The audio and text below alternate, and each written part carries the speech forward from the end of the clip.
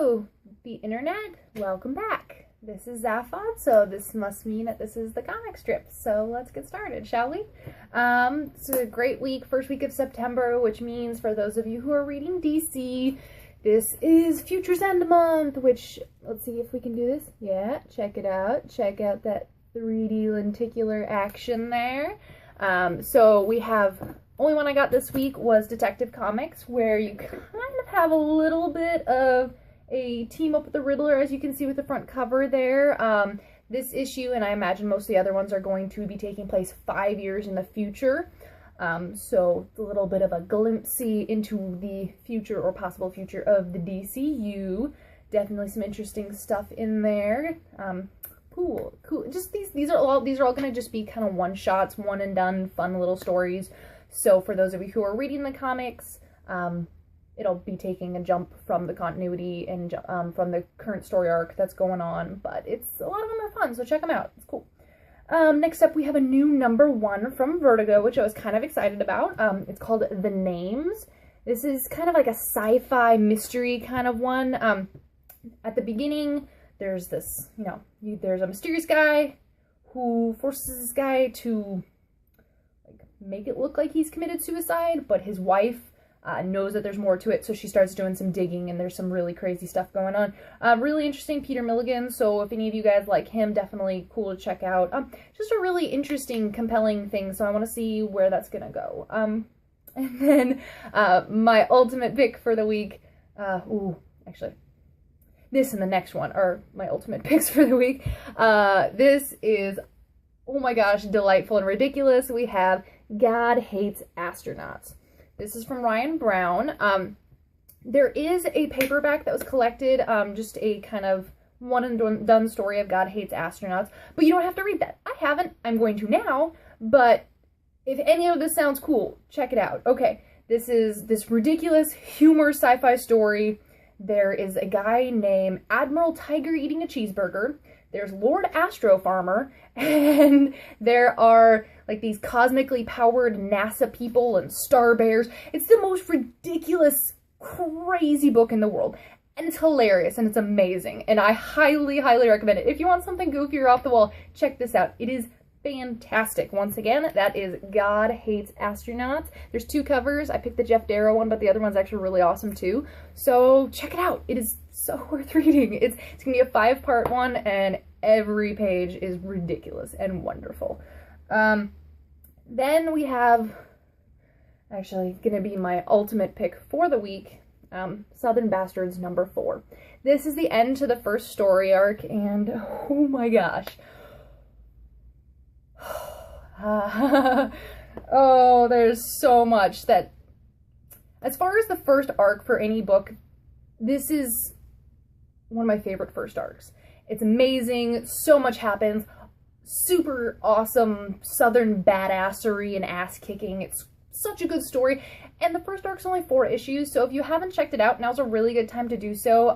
Go to your local comic shop, see if they have the issues, and do so soon, because this series is amazing, and this issue in particular has gotten a lot of hype, so you don't want to miss out, because this series is so incredible and intense.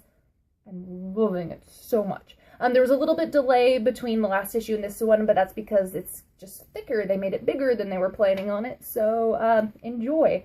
Awesome end of a book. Good stuff. Next up, we have one of my favorite lighthearted reads, some Rocket Raccoon. Everything about this comic is just delightful and charming and just fun and whimsical, just like everything you want from Scotty Young, but it also, it's Rocket, so you get his foul-mouthed ridiculousness as well, which is great. I'm pretty sure at one point in here, Groot makes a that's what she said joke. I have to look at the context clues, but it made me laugh a lot when I saw that. Then we have up issue 7 of Moon Knight. So this is the beginning of a new creative team. We have Brian Wood and Greg Smallwood on here. Jordi Belair is still doing the coloring on that, so that's consistent. You'll notice immediately, if you open this up, that is initially a lot more wordy than the Moon Knight we've come to know and love. But, it's really good. I really, I really enjoyed this first issue, and I like the direction that it's going. So those of you who love the creative team on there, don't lose heart. It's still an awesome book. It's really good. I would like to see where it goes. And, you know, the guys who are working on the book are just off working on their own creator-owned stuff. So it's, you know, it's a good thing that they left. It's sad because this book was amazing, but it's going to be awesome with Brian Wood and Greg Smallwood. So I have high hopes. And, you know, if Ellis and Shelby are getting to do creator-owned stuff, then that's always #1 priority in my book. Then we have up issue 22 of Batman Eternal. This is not a spoiler because it's right on the cover. Check that. Enter the Architect. They're bringing in pre-52 characters and left and right. And I know that they were saying that they want this to be the most epic, most insane Bat book in the history of time. And oh my gosh, they're definitely delivering a really crazy Bat book. So much is happening. Every issue is just crazy, crazy stuff. It is non-stop insanity and action. And if you haven't checked out Batman Eternal, pick up issue 21. That's the beginning of the new arc. You might have a smidge of catching up to do because there's a lot that happens, but it's so worth the read. It's awesome. And as far as a weekly book, it's definitely my favorite that has come out in all the time.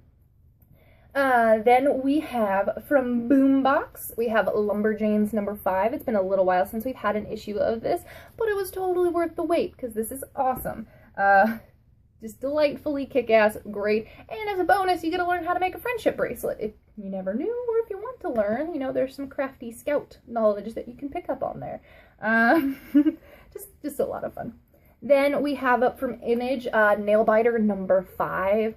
This is one of those new stories that is really worth checking out because I definitely see this as going somewhere awesome. It's actually, you know, it already is somewhere really awesome. There's crazy stuff happening. There's actually a lot of very, very interesting new developments in this issue. The writing and art is really good, and there are only 5 issues in, so if by some miracle you can find those first 5 issues, you should totally pick those up. I had to get issue 2 in Colorado, but if maybe you're lucky or maybe your comic shop has them all in, plus they've done later printings of a lot of these issues, and it's so worth it. This is a crazy, insane book, and I'm loving it. Then we have Legendary Starlord #3, another one of those great offbeat fun Marvel titles that we've got. This is just a fun book. I love the way that Peter Quill is written. It's just charming and delightful, and he's, you know, a rogue, but he has a good heart underneath all of it, and I'm really liking this series. Next up we have over from Dynamite, X-Con #1. So Cody, the main character, has always been able to read auras, not exactly, but and he's used that to get his way in life. If you can tell what somebody wants by looking at them, then you can kind of manipulate them. But doesn't work out for him. He ends up in jail. And this whole story is kind of dealing with what happens after he comes out. Really interesting. I'm definitely going to see where this one goes. It's, you know, a little bit of action and prison biography / like thriller. It's cool stuff. Interesting. And then now, on a much more serious note, we have Tiny Titans #4. I love Tiny Titans, which I talk about all the time. So they're still trying to find their treehouse, and now they have to enlist the help trying to find Aquaman, see if maybe Atlantis has a treehouse that they can use. Not to spoil it, but it probably won't work out. Because that's the whole point of the book, is they have to keep finding their treehouse. But it's so cute and charming, and it makes me happy. Then we have The Woods #5.